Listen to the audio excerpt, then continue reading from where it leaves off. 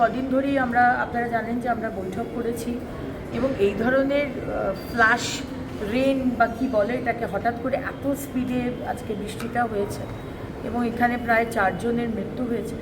এবং মাননীয় মুখ্যমন্ত্রী অলরেডি একটি কম্পেনসেশন অ্যানাউন্স করেছেন অ্যারাউন্ড 4 লাখ মতো একজন ফ্যামিলিকে।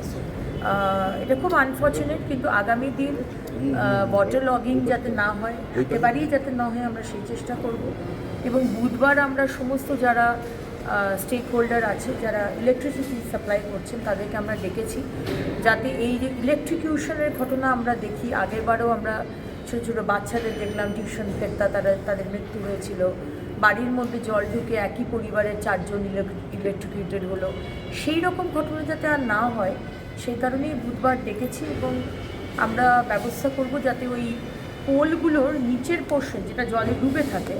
সেটা যাতে কাভার করে দেওয়া হয়, যেখানে জল এতটুকু না ঢোকে। এবং যে ওই লাইটগুলো